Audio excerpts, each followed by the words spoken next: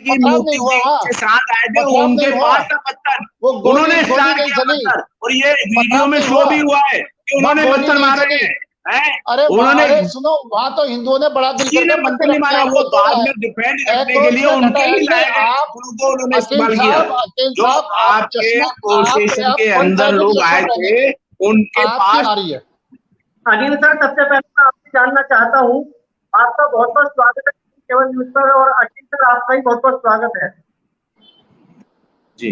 Anil sir, मुझे बताइए, हिंदुस्तान के अंदर हिंदू कैसे खतरे में है? बिलाल साहब, हिंदुस्तान के अंदर हिंदू खतरे में नहीं है, सही मायनों में हिंदुस्तान में एकता खतरे में पड़ गई है।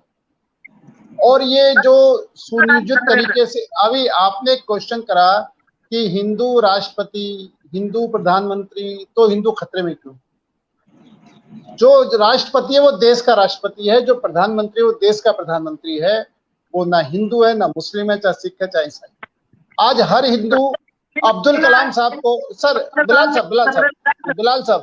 साहब, हर हिंदू अब्दुल कलाम साहब को सलाम करता है। अब्दुल कलाम साहब हमारे राष्ट्रपति रहे, तो इसलिए राष्ट्रपति हिंदू है या मुस्लिम है कोई मायने नहीं रखता। वो देश का राष्ट्रपति है, देश का प्रधानमंत्री है, उसका सम्मान करना हम पूरे सभी भारतवासियों का फर्ज बनता है, हम उनका सम्मान करते हैं। मैं एक बात से मैं बिल्कुल आपके मंच से कहने में कोई संकोच नहीं है, हर हिंदू आतंकवादी नहीं है, हर मुसलमान आतंकवादी। लेकिन जो आतंकवादी हैं वो आतंकवादी हैं, जो उग्रवादी हैं वो उग्रवादी हैं, और उनको उसी चश्मे से देखना चाहिए। लेकिन अगर कोई आतंकवादी मुसलमान निकलता है तो उसको मुस्लिम से जोड़ दिया जाता है, वो गलत परंपरा है। अभी देखो, आपने एक बात बिल्कुल लेटेस्ट देखी होगी कि जहांगीरपुरी के अंदर जो भी कार्रवाई हुई, सुप्रीम कोर्ट में गए, सुप्रीम कोर्ट ने कार्रवाई रोकी, लेकिन इसके उलट राजस्थान के अंदर मंदिर तोड़ दिया जाता है, कोई कार्रवाई नहीं होती, वहां पर कोई सुप्रीम कोर्ट में नहीं जाता। जब ये सब चीजें दिखाई देती हैं, दोहरा राजस्थान के अंदर 300 साल पुराना मंदिर तोड़ा गया, जब नगर पालिका के ऑर्डर पर तोड़ा गया, पार्षद किसके वहां पर? सर मैं बिलाल साहब, मैं उस बात को कह रहा हूं कि जब जहांगीरपुरी के अंदर सुप्रीम कोर्ट में जाया जा सकता है, तो राजस्थान के अंदर वो ही वकील, चाहे प्रशांत भूषण वो हिंदू ही है, कपिल सिब्बल वो भी हिंदू ही है, हिंदू मुस्लिम की बात नहीं है। प्रशांत और कपिल सिब्बल ये राजस्थान के लिए क्यों नहीं सुप्रीम कोर्ट में गए?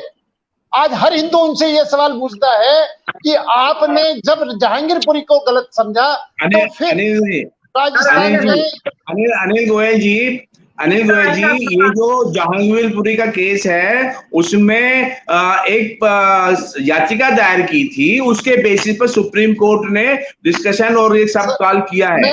वहां से जो आपके राजस्थान के अंदर है, राजस्थान में आपकी जो पूरे आपके पार्षद है, सिर्फ एक ही अपोजिशन का पार्षद है उसके अंदर, वहां पे वहां की जो नगर पालिका ने उसको ढाया है।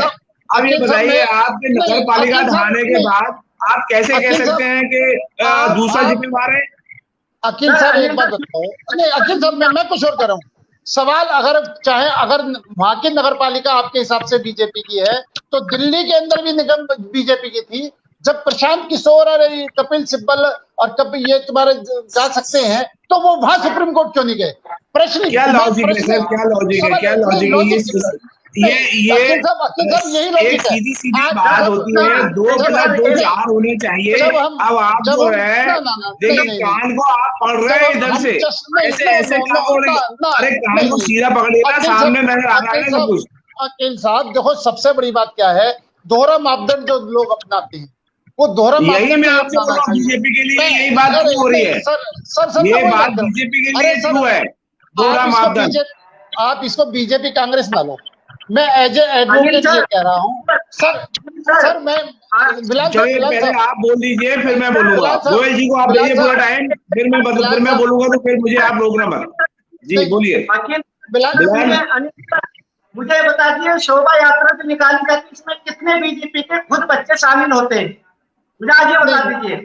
बिलाल साहब, मैं दोनों का जवाब देता हूँ। पहली बात तो मैंने जो आपको पहली बात आज सबसे बड़ा प्रश्न क्यों कपिल सिब्बल और प्रशांत किशोर को उठता है कि वो राजस्थान में सुप्रीम कोर्ट पर क्यों नहीं गए। एक बात, दूसरी बात, शोभा यात्रा, अरे अब्दुल साहब आप बीच में बोल रहे थे, आप मुझसे कर मत बोला, आप खुद बोल रहे, ये तो गलत बात है ना। दूसरी अभी बात बिलाल साहब ने शोभा यात्रा के लिए कही थी, कितने बीजेपी वाले उसमें। जब शोभा यात्रा निकलती है तो ना वहाँ बीजेपी है ना कांग्रेस है, वो शोभा यात्रा हनुमान जी की निकलती है, वो शोभा यात्रा राम जी की निकलती है, या अपने ताजिए निकलते हैं, मुहर्रम निकलते हैं, वो एक धर्म के समुदाय निकलते हैं, वो सभी पार्टी के लोग उसके अंदर शामिल होते हैं। उसके अंदर बीजेपी, कांग्रेस, जनता दल, आम आदमी पार्टी नहीं है। सर पूरी बात सुनो, सर पूरी बात सुनो सर, मेरे बिलाल साहब मेरी बात बल पर रोका जा सकता है सर। 3 बार शोभा यात्रा जहांगीरपुरी के अंदर निकलती है, इफ्तार के टाइम पर शोभा यात्रा निकलती है, कहाँ रहती है आपकी पुलिस सर? बिलाल साहब मैं, आप ये बात कुछ भी कह सकते हो, वो 3 बार निकली, ठीक निकली, गलत निकली, आप पुलिस कार्रवाई करो, उस पर एक्शन करो, FIR दर्ज कराओ, लेकिन किसी भी शोभा यात्रा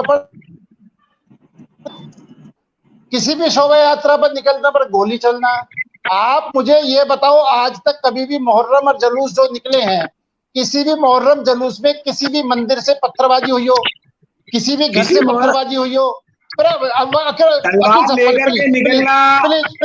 प्लीज हाथ दो, प्लीज मुझे जवाब देने दो बिलाल जी, इसका जवाब मैं देना चाहता हूँ।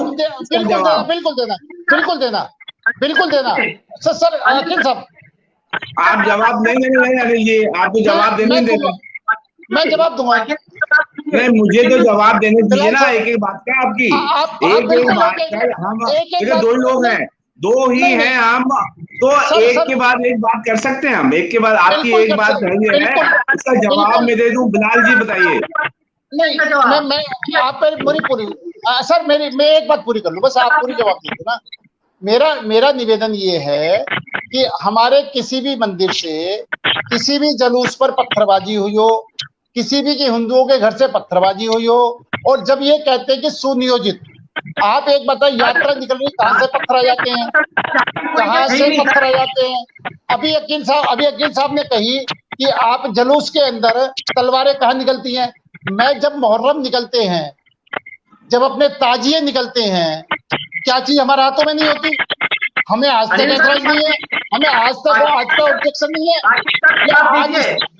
हाँ जी, मैं जवाब दे दूं इन सब बातों का, अब मैं जवाब दे दूं, जी मैं जवाब दूं तो अनिल जी, हाँ बोलो, आपने बोल दिया पूरा, अब मैं बोल सकता हूँ? बोलो। तो मैं थोड़ा जवाब दूंगा, इसका सटीक जवाब देना चाहता हूँ, तो प्लीज मुझे थोड़ा सा टाइम दीजिएगा, ठीक है राजपूत जी। देखिए अनिल जी, मुझे बड़ी खुशी हुई है कि आप थोड़ा सा नरम हुए हैं, बहुत खुशी की बात है ये, है क्योंकि अभी तक तो हमारे प्रधानमंत्री जी ने कोई स्टेटमेंट दिया नहीं है, जो सबसे ज्यादा जिम्मेदार वो है हमारे देश की, हर और इतनी मतलब ऐसी कंडीशन हो गई कि पूरे विदेशों में भी इसका चर्चा हो रही है, लेकिन हमारे प्रधानमंत्री जी चर्चा नहीं कर रहे। रही बात उस प्रोसेशन की, देखिए इतने लोगों के, वहां के रहने वाले हिंदू मुस्लिम सबके इंटरव्यू आए हैं, आपने भी देखे होंगे, हमारे प्रधानमंत्री जी ने भी देखे होंगे, और सारे बीजेपी वालों ने देखे होंगे, क्योंकि वो पूरा वायरल हो रहा है और सब जगह चल रहा है। उनका ये कहना है, वो उनकी बात बता रहा हूं मैं, फिर बाद में मैं अपनी एनालिसिस करूंगा। उनका ये कहना है, एक हिंदू लेडी अकेली बेचारी रहती कई सालों से, उसका कहना है कि अभी तक तो ये प्रोसेशन के पहले, रामनवमी के पहले, हमें आज तक कभी फील ही नहीं हुआ कि हमें मुस्लिम इलाके में रहते हैं, हम इतने बड़े आदर सद्भाव के साथ हमें डील किया जाता है और इतने भाईचारे के साथ हम रहते हैं, हमें कोई कभी फील ही नहीं हुआ। अब फील होना शुरू हुआ जब ये प्रोसेशन निकलने के बाद। ये किसने क्रिएट किया? ये बाहर के लोग जो हिंदू आए, वहां के लोकल लोग, उसमें कोई शामिल नहीं है, बाहर के लोग